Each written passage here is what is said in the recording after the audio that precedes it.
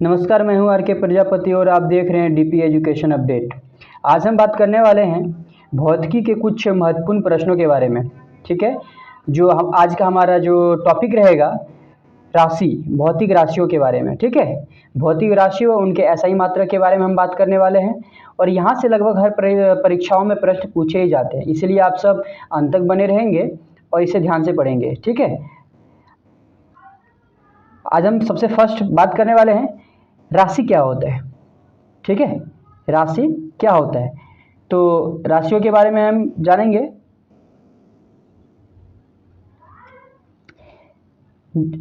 जिसको संख्या के रूप में प्रकट किया, राशि देखिए सिंपल है, जिसको संख्या के रूप में प्रकट किया जा सके उसे राशि कहा जाता है। ठीक है, यानी संख्या के रूप में जितने भी चीज़ को हम संख्या के रूप में लिख सकते हैं, जैसे कि 1 2 3 4 इस रूप में लिखा जा सके उसे ही हम राशि बोलेंगे। ठीक है, और राशि कितने प्रकार के होते हैं या राशि में हम क्या क्या पढ़ने वाले हैं, तो सबसे पहले हम देखेंगे राशि में भौतिक राशि को पढ़ेंगे। ठीक है, राशि में क्या पढ़ेंगे, पहले भौतिक राशि को। भौतिक राशि होता क्या है इसे पहले जानते हैं। भौतिकी के नियमों को जिन राशियों के पदों में व्यक्त किया जाता है, ध्यान दीजिएगा यहाँ से, भौतिकी के नियमों को, ठीक है, जिन राशियों के पदों में व्यक्त किया जाता है उन्हें भौतिक राशि कहते हैं। ठीक है, भौतिकी का जो नियम होता है उसको जो जिस राशि में हम प्रयुक्त करते हैं, जिस राशि में हम व्यक्त करते हैं उसे ही क्या बोलते हैं, भौतिक राशि बोलते हैं। ठीक है, देखिए सबसे पहले हम जानेंगे भौतिक राशि दो प्रकार का होता है। भौतिक राशि कितने प्रकार के होते हैं, दो राशि। सबसे पहले अदिश राशि एंड दूसरा सदिश राशि। पहला अदिश राशि और दूसरा सदिश राशि। अब आगे हम बात करते हैं सदिश राशि के बारे में और फिर अदिश राशि के बारे में। चलिए, यहाँ पे हमको फर्स्ट मिल गया अदिश राशि, तो हम अदिश राशि के बारे में बात करेंगे। अदिश राशि कहते किसे हैं, वे भौतिक राशि जिसमें दिशा नहीं होता है। अदिश, यहाँ से इसको आसानी से आप याद रख सकते हैं। अदिश बोले ना, यानी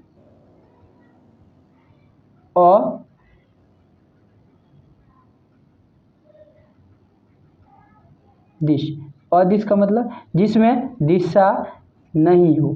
ठीक है, उसे अदिश बोलते हैं। ठीक है, यानी स्पष्ट शब्दों में लिखा गया है, दिशा नहीं हो, केवल परिमाण हो, केवल परिमाण हो, वे भौतिक राशियों को अदिश राशि कहते हैं। और उसे भौतिक राशि को क्या बोलते हैं, हम अदिश राशि बोलते हैं। ठीक है, चलिए इसका एक उदाहरण के रूप में हम देखेंगे समय, चाल, द्रव्यमान, घनत्व, तापमान, कार्य, आयतन, विद्युत धारा आदि, ये सब क्या है, अदिश राशि है।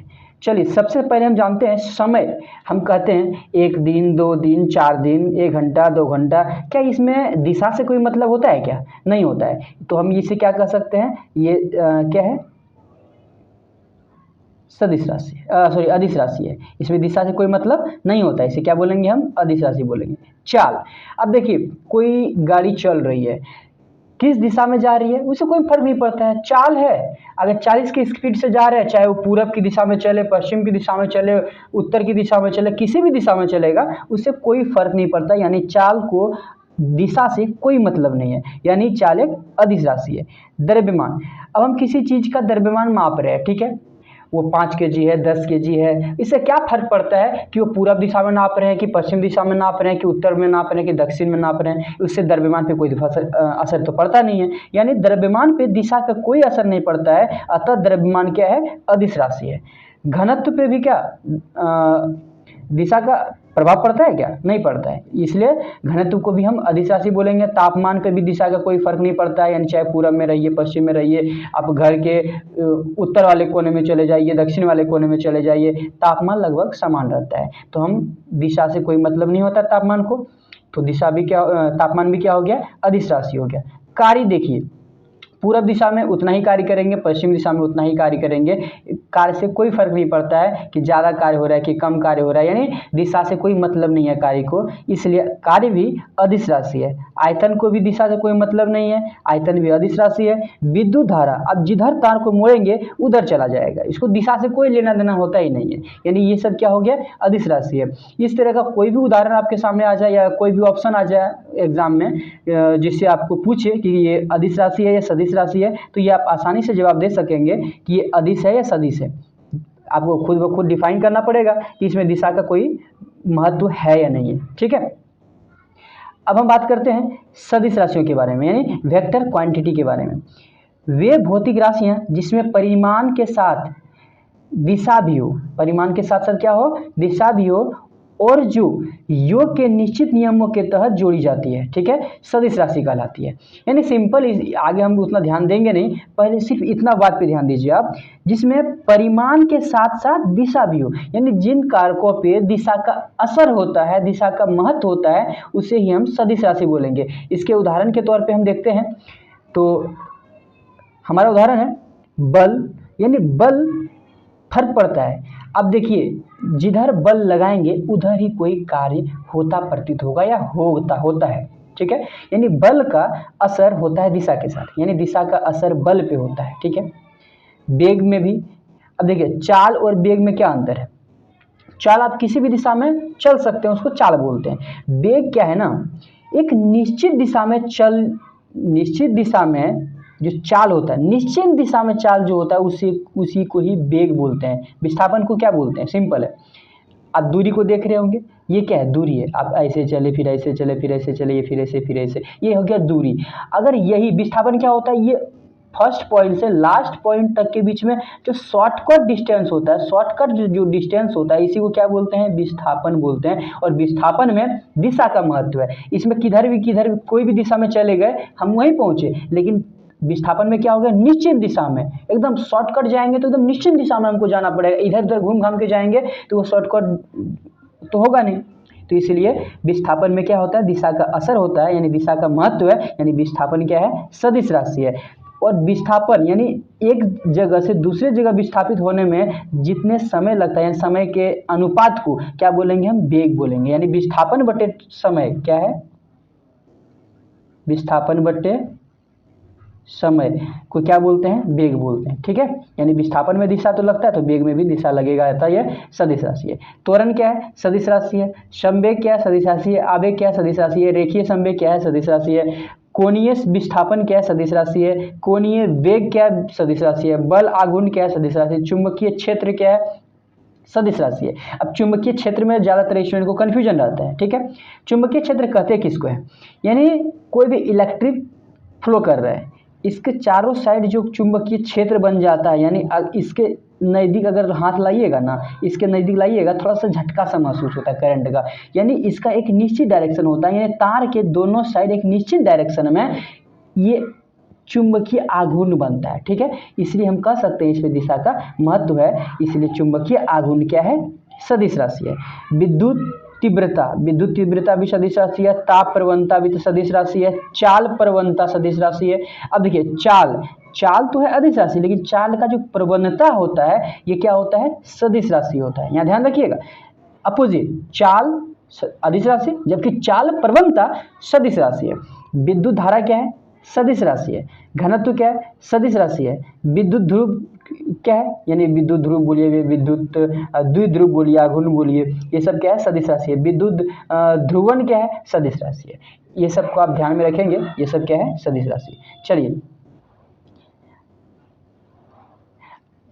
फिर आगे देखते हैं माप के मात्रक इकाई। ठीक है, देखते हैं किसी राशि के मापन के निर्देश मानक को मात्रक कहते हैं। मात्रक सबसे पहले होता है क्या, ये ध्यान दीजिए। किसी राशि के मापन के निर्देश मानक को, किसी भी चीज़ को माप रहे हैं उसके जो कोई तो मापन तो होगा ना, उसका जो निर्देश है यानी जिससे हम डिनोट करते हैं उसी को क्या बोलते हैं, मात्रक बोलते हैं। दी हुई राशि की उसकी मात्रक से तुलना करने की क्रिया को ही मापन कहा जाता है। मात्रक दो प्रकार के होते हैं। पहला मात्रक हम देखते हैं मूल मात्रक, और दूसरा क्या होता है, व्युत्पन्न मात्रक। पहला मूल मात्रक और दूसरा व्युत्पन्न मात्रक। ठीक है, तो हम फर्स्ट बात करेंगे मूल मात्रकों के बारे में। मूल मात्रक किसे कहते हैं, किसी भौतिक राशि को व्यक्त करने के लिए प्रयुक्त वे मात्रक जो अन्य मात्रकों से स्वतंत्र होते हैं। ध्यान रखिएगा, जो अन्य मात्रकों यानी खुद जो जिसका खुद व खुद एक स्पेशल मात्रक हो उसी को हम क्या बोलते हैं, मूल मात्रक होता है, यानी मूल मात्रक कहलाते हैं। ठीक है, इसकी संख्या 7 है। मूल मात्रकों की संख्या कितनी है, 7 है। ठीक है, चलिए मूल मात्रक कौन कौन से हैं? मीटर मूल मात्रक हो गया, सेकेंड मूल मात्रक है, किलोग्राम मूल मात्रक है, एम्पियर मूल मात्रक है, मोल मूल मात्रक है, केल्विन मूल मात्रक है और कैंडेला मूल मात्रक है। 7 हो गया, 1 2 3 4 5 6 7, है ना। चलिए आगे हम डिटेल से इसको पढ़ेंगे, उससे पहले हम देखेंगे व्युत्पन्न मात्रक इसे बोलते हैं। ये क्या हम पढ़ेंगे? हम व्युत्पन्न मात्रक, 2 या 2 से अधिक मूल मात्रकों के माध्यम से, ठीक है, व्यक्त किया जाता है। मूल मात्रक में क्या बताया था? जिसका एक खुद एक मात्रक हो उसे मूल मात्रक बोलते हैं, और व्युत्पन्न मात्रक जो मूल मात्रक की सहायता से बनते हैं उसे क्या होता है, क्या बोलते हैं? व्युत्पन्न मात्रक बोलते हैं, ठीक है, उसे व्युत्पन्न मात्रक बोलते हैं, ठीक है। जैसे न्यूटन, पास्कल, जूल, वोल्ट, ये सब क्या है? व्युत्पन्न मात्रक है, ठीक है। यानी वो 7 मात्रकों के अलावे जितने भी मात्रक आ जाएंगे ना, उसको हम क्या बोलेंगे? व्युत्पन्न मात्रक बोलेंगे। और आगे हम बात करेंगे मात्रक पद्धतियां के बारे में, ठीक है। मात्रक पद्धतियां कितने प्रकार के होते हैं या किस किस प्रकार से हम उसको जानते हैं, ठीक है। भौतिक राशि के मापन हेतु प्रयुक्त पद्धतियां निम्नलिखित है। तो हम फर्स्ट बात करेंगे CGS पद्धति। इसको इंग्लिश में बोलते हैं C for centimetre, G for gram and S for second system, ठीक है। यानी centimetre, gram, second, C for centimetre, G for gram, S for second. इससे आसानी से इसी से वर्ड निकल के आ रहा है, C for centimetre, G for gram, S for second. अब तो इसको अच्छे से आप बता सकते हैं कि सेंटीमीटर किसका होता है? समय का तो होगा नहीं, सेंटीमीटर जब भी होगा तो लंबाई का होगा, ठीक है। ग्राम, ग्राम किसका होगा? समय का होगा नहीं, लंबाई का होगा नहीं, ये जब भी होगा तो द्रव्यमान का होगा। सेकेंड किसका होगा? तो टाइम का होगा, ठीक है। यानी इसको हम डिटेल में पढ़ सकते हैं। इस पद्धति में लंबाई, द्रव्यमान, समय के मात्रक क्रमशः सेंटीमीटर, ग्राम और सेकेंड, यानी लंबाई का सेंटीमीटर, द्रव्यमान का ग्राम और समय का सेकेंड होता है, इसलिए इसे CGS पद्धति कहा जाता है, ठीक है। इसके अतिरिक्त इसे फ्रेंच या मीट्रिक पद्धति भी कहते हैं। CGS को क्या क्या बोल सकते हैं? इसका क्या क्या नाम दे सकते हैं हम? फ्रेंच और मीट्रिक पद्धति, ठीक है। अब आगे बात करते हैं हम MKS सिस्टम के बारे में। M फॉर मीटर, ठीक है, M for metre, K for kilogram, S for second, ठीक है। यानी यहाँ पे क्या होगा? लंबाई का हो जाएगा मीटर, द्रव्यमान का हो जाएगा किलोग्राम और टाइम का हो जाएगा सेकेंड। इसी सिस्टम को, इसी पद्धति को हम पढ़ेंगे। इस पद्धति में लंबाई, द्रव्यमान, समय के मात्रक क्रमशः मीटर, किलोग्राम, सेकेंड होता है, यानी लंबाई का मीटर, द्रव्यमान का किलोग्राम और समय का सेकेंड होता है। इसी कारण इसे MKS पद्धति कहा जाता है, ठीक है। चलिए फिर नेक्स्ट है हमारा FPS पद्धति। देखिए ये उतना इम्पोर्टेंट आता नहीं है, ये लगभग ना के बराबर पूछा जाता है, लेकिन फिर भी इसको ध्यान में रखेंगे आप। FPS पद्धति, F for foot, P for pound, S for second, यानी फुट, पाउंड, सेकेंड सिस्टम, ठीक है। इस पद्धति में लंबाई, द्रव्यमान, समय का मात्रा क्रमशः फुट, पाउंड, सेकेंड के कारण इसे FPS पद्धति कहा जाता है। यानी इसमें लंबाई का हो जाएगा फुट, द्रव्यमान का हो जाएगा पाउंड और समय का हो जाएगा सेकेंड, ठीक है। जो हम लोग केक वगैरह जो यूज करते हैं वो पाउंड में मापा जाता है, उसका द्रव्यमान हम किस यूनिट में मापते हैं? पाउंड यूनिट में मापते हैं, ठीक है। चलिए आगे है अंतर्राष्ट्रीय मात्रक पद्धति। अब ये बहुत ही इंपॉर्टेंट है, अंतर्राष्ट्रीय मात्रक, ठीक है, यानी international unit of system of unit, system international, इसको शॉर्ट में लिखते हैं, सिस्टम को S, इंटरनेशनल को I unit, SI unit, system international unit. इस पद्धति, यह पद्धति MKS पद्धति का ही संवर्धित, ठीक है, वह संशोधित रूप है।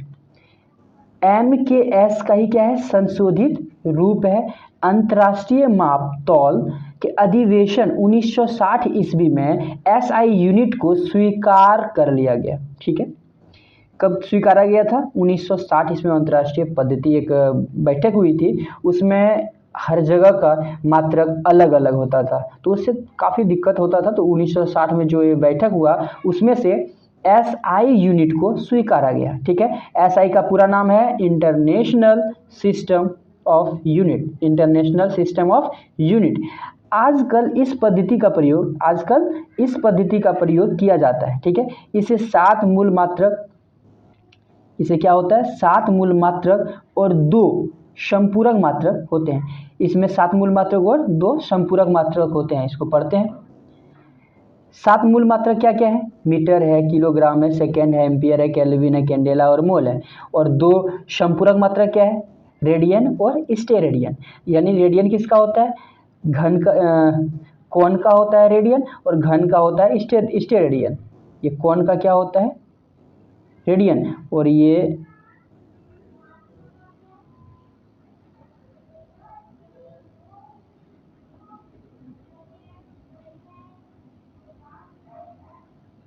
घन कौन का हो गया? स्टेरेडियन। ठीक है,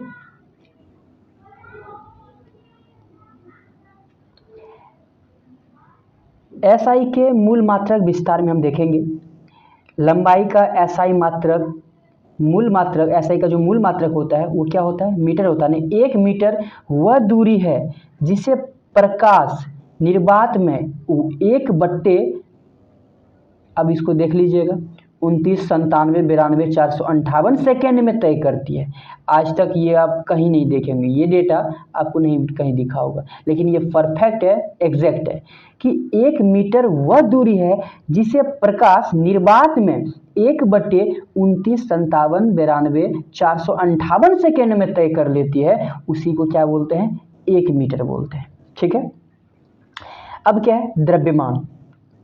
द्रव्यमान का मूल मात्रक किलोग्राम होता है। द्रव्यमान का मूल मात्रक क्या होता है? किलोग्राम। इसका संकेत किग्रा लिखा जाता है। यानी किग्रा को कैसे लिखते हैं तो अच्छे से जान रहे होंगे, यानी kg। ठीक है, चलिए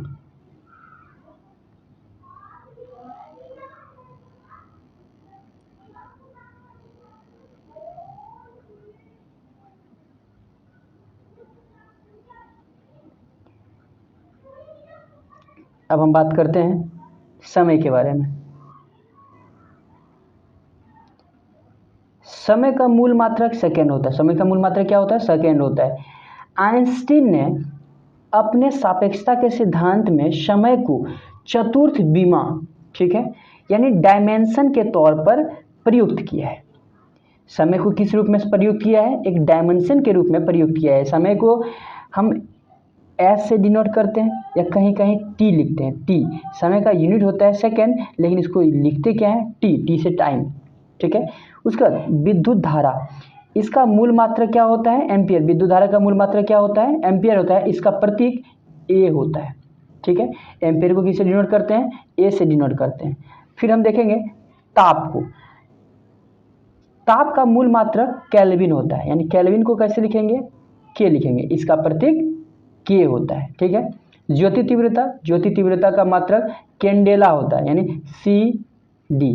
ठीक है, पदार्थ का मात्रा, पदार्थ के मात्रा को मोल या मूल मात्रक मोल होता है। पदार्थ का मूल मात्रक क्या होता है? मोल होता है। ध्यान रखें, यह पदार्थ के परिमाण का मात्रक है, इसके द्रव्यमान का नहीं। ठीक है, ये पदार्थ के परिमाण का मात्रक है, पदार्थ के द्रव्यमान का मात्रक नहीं है ये। ठीक है, इसको ध्यान से रखिएगा। कुछ हम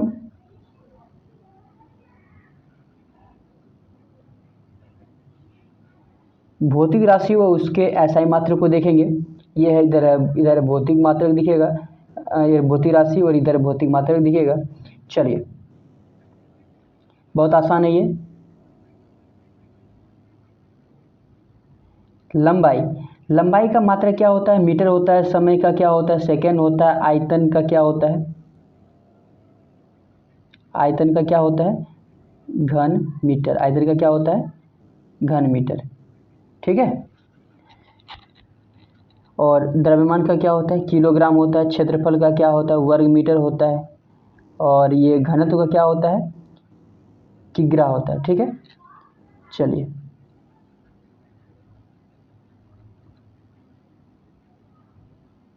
घनत्व का किग्रा या घन मीटर। ठीक है, बल का ऐसा ही मात्रक न्यूटन होता है। त्वरण का ऐसा ही मात्रक वर्ग मीटर पर सेकेंड होता है। ठीक है, यानी मीटर स्क्वायर पर सेकेंड, मीटर स्क्वायर पर सेकेंड होता है। ठीक है, वेग का क्या होता है, मीटर पर सेकेंड होता है। चाल का क्या होता है, मीटर पर सेकेंड, ये होता है। ठीक है, ऊर्जा का ऐसा मात्रक क्या होता है, मूल जूल होता है। शक्ति का ऐसा मात्रक जूल पर सेकेंड होता है या वाट होता है। शक्ति का क्या होता है, जूल पर सेकेंड या वाट, डब्लू। दाब का होता है पास्कल, दाब का ऐसा मात्रक क्या होता है, पास्कल होता है, इसे ध्यान से रखिएगा। कार्य कार्य का ऐसा मात्रक न्यूटन मीटर या जूल होता है। कार्य का ऐसा मात्रक न्यूटन मीटर या जूल होता है।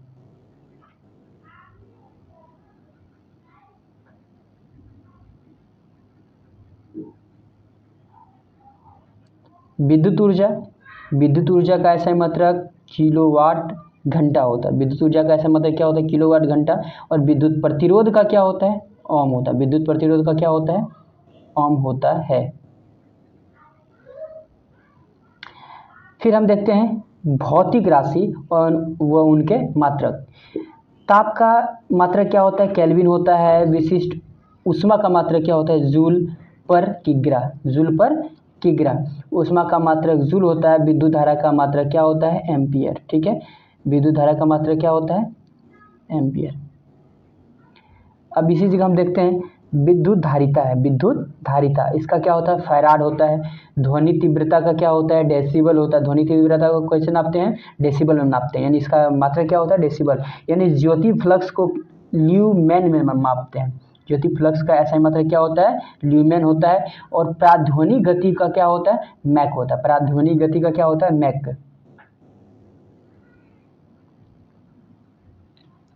आवृत्ति का हर्ज होता है। आवृत्ति का ऐसा ही मात्रक क्या होता है, हर्ज। हर्ज को हमेशा हम एच जेड लिखेंगे। ठीक है, तरंग दैर्ध्य का क्या होता है, एंगस्ट्राम होता है। तरंग दैर्ध्य का क्या होता है, एंगस्ट्राम। परम ताप का क्या होता है, केल्विन। केल्विन को के से डिनोट करेंगे।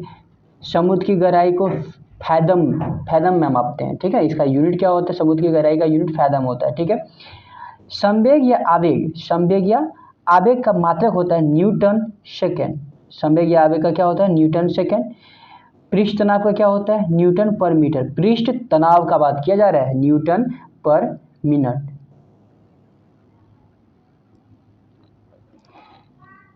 फिर आगे है गुप्त ऊष्मा।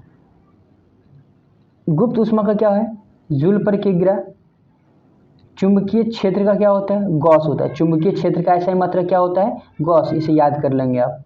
ठीक है, तरंग लंबाई का मीटर। तरंग लंबाई को किस में नापते हैं, मीटर में नापते हैं। लेंस की क्षमता को डायोप्टर में नापते हैं। लेंस की क्षमता को क्या नापते हैं, डायोप्टर में नापते हैं। ठीक है, विभवांतर को वोल्ट में मापते हैं। जड़त्व आघूर्ण को किलोग्राम पर वर्ग, सॉरी किलोग्राम वर्ग किलोमीटर, यानी केजी मीटर स्क्वायर। किसका, जड़त्व आघूर्ण को हम केजी मीटर स्क्वायर में नापते हैं। इसका ऐसा ही मतलब यानी यूनिट होता है, केजी मीटर स्क्वायर होता है। खगोलीय दूरी का क्या होता है, प्रकाश वर्ष होता है। ध्यान दीजिए, खगोलीय दूरी, खगोलीय दूरी एक खगोल से दूसरे खगोल के बीच का जो दूरी मापते हैं उसको प्रकाश वर्ष में डिनोट करेंगे। श्यानता को न्यूटन सेकेंड या metre inverse 2, newton second metre inverse 2 से मापेंगे, यानी इसको हम ऐसे लिख सकते हैं, न्यूटन सेकेंड मीटर इनवर्स 2 का मतलब होता है पर मीटर स्क्वायर।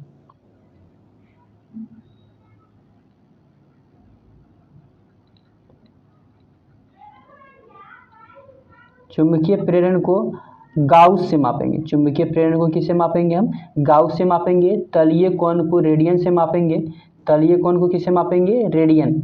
विद्युत आवेश को कूलम से मापेंगे। विद्युत आवेश को कैसे मापते हैं? कूलम से मापते हैं। विद्युत विभव को कैसे मापते हैं? वोल्ट से मापते हैं, वोल्ट।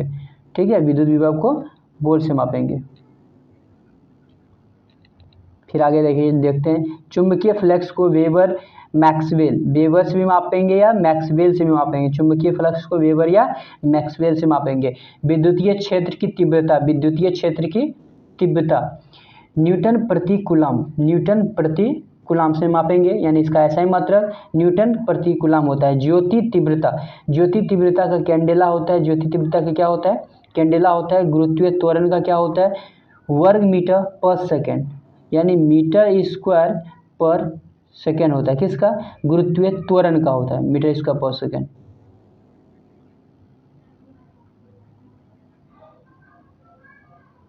वायुमंडलीय दाब को बार से मापेंगे, बार। वायुमंडलीय दाब बार।